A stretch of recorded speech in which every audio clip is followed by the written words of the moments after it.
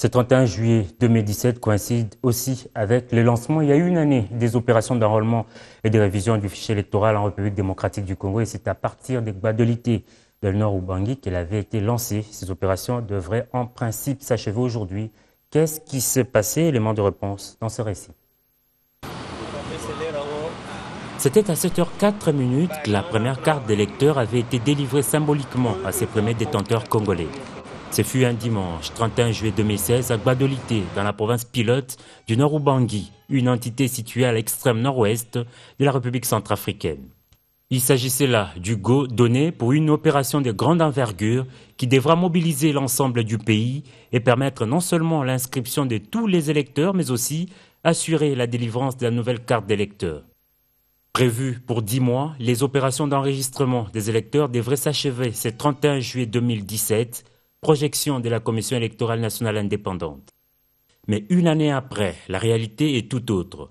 Kinshasa, inscrite dans le chronogramme de la CENI dans la 4e et dernière ère opérationnelle, poursuit encore avec l'enregistrement de ses électeurs. En dépit de certaines faiblesses relevées dans le parcours, la CENI évalue tout de même positivement cette opération dans la capitale congolaise.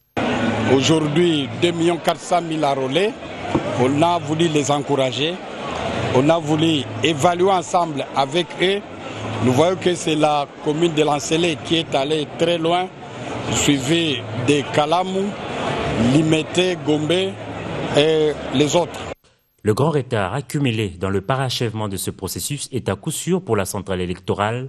L'inquiétude troublée et perturbée dans l'espace Kasaï pendant bientôt une année par des miliciens opérant sous le label Kamwina Nsapu. Raison de revoir le chronogramme et renvoyer les élections au-delà de décembre 2017. Les paramètres à notre présence nous donnent plus ou moins les raisons de penser qu'en décembre, il ne sera probablement pas possible de tenir cette date, d'autant que nous sommes en train de constituer les listes électorales. Et nous avons atteint 33 millions d'électeurs inscrits, mais il nous reste encore 2 provinces où on n'a pas encore commencé l'opération. Manga a donné des explications techniques, mais il devra conformément à l'accord de la Saint-Sylvestre se mettre autour d'une même table avec le président du Conseil national de suivi de l'accord et le gouvernement de la République pour évaluer tout le processus et préciser par la suite la tenue des prochaines élections. Impatients, certains compatriotes frustrés trouvent la démarche biaisée et en appellent à la publication immédiate d'un calendrier électoral. À l'occasion, des manifestations de rue ont même été prévues ce lundi dans plusieurs villes du pays.